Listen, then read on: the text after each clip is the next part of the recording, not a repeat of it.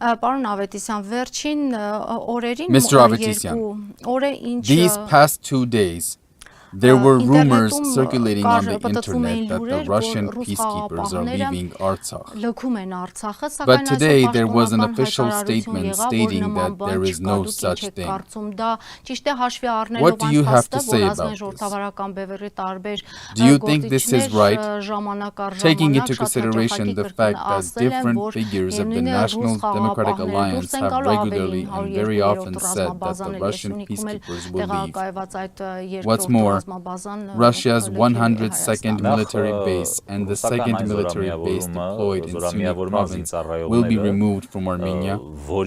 First of all, 2 days ago, we saw that the servicemen of the Russian military formation and the so-called peacekeepers, and in reality the representatives of the occupying military formation in Artsakh are a part of the servicemen of the Russian military formation, were captured in Ukraine and held a press conference. We can assume that a certain number of servicemen might have been sent to Ukraine. But this also might not be the case. In any case, the so-called peacekeepers will leave and Russia's 102nd military base will be removed, whether we want it or not. And I repeat, this is linked to the fact that Russia is being destroyed, is decaying, and is exhausted. The presence of Russia here is now a matter of time, a very short period of time. We Armenians need to figure a way out. And again, I repeat that the only way is to enter the domain of the West, move to the camp of the West. There is no other solution. The world is not limited to Russia and Turkey. There is a big world beyond the borders of Russia and Turkey.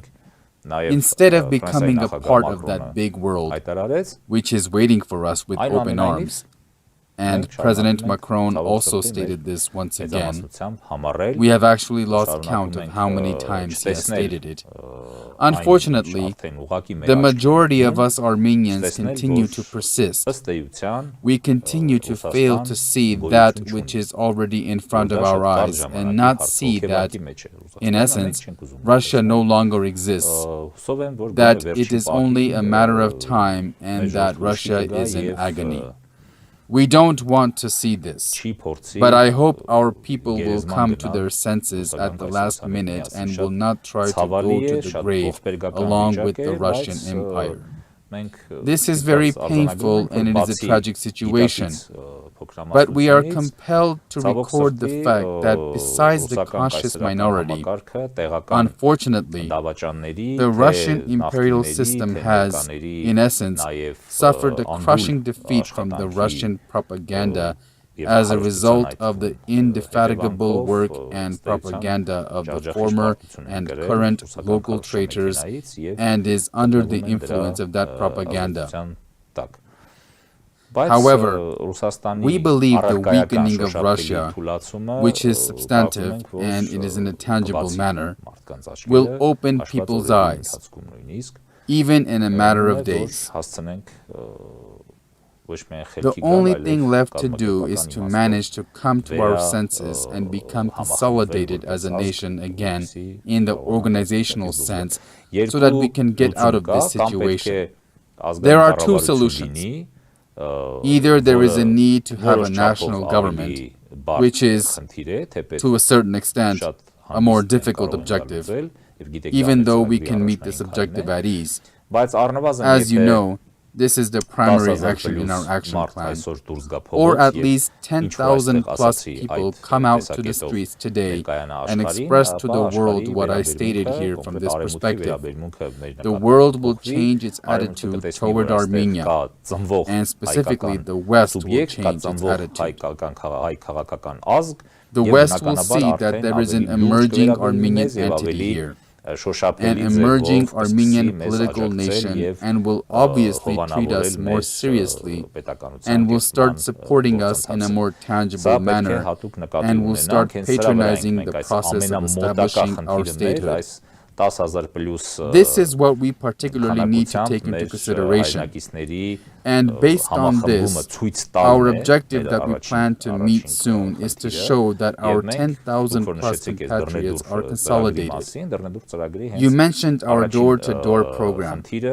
And one of the first objectives of the program is to explain to the Armenian people that if we want to live, if we want to remain in this world, if we want to have statehood and live freely and in a dignified manner, if we want to make sure the enemies do not have a share of our homeland, and if we do not want to become wanderers as a nation after being exposed to genocide again, they need to at least come out to the streets and through the presence of thousands of people show the world that we are a nation that has the will, the desire to live, and acknowledges the future so that others cooperate with us. Now the West has been extending its hand to us for 2 years already. And this is very clear to see. But in general, it has always extended its hand to us. Perhaps we can recall the visit of former U.S. National Security Advisor John Bolton to Armenia in 2018 and his direct proposal to grant the best American weapons to Armenia, a proposal that was obviously rejected. It is clear that the United States understood what was going on, which direction things were going in, and was recommending that we arm ourselves in advance so that we can defend our homeland, right? We didn't want that because that's the way Russia wanted it to be. Russia wanted us to willingly lie down so that it could tie us up and let the enemy cut our throats. Let us come to our senses once and for all.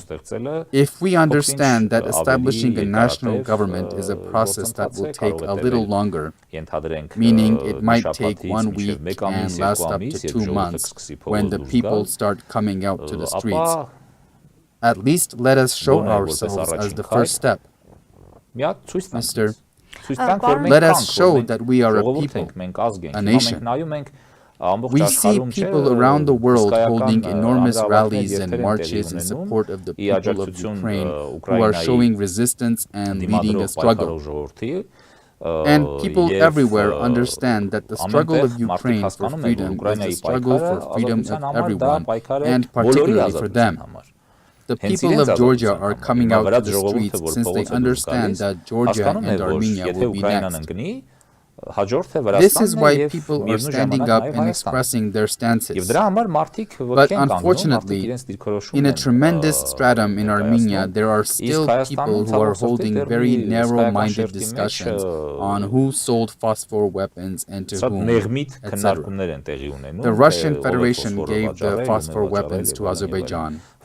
Ukraine does not manufacture phosphor weapons, and Russia used phosphor weapons against Ukraine again during this war. We all saw that.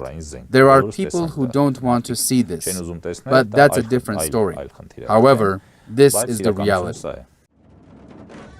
Բաժանորդագրվեք Ազգային-Ժողովրդավարական Բևեռի YouTube-յան ալիքին։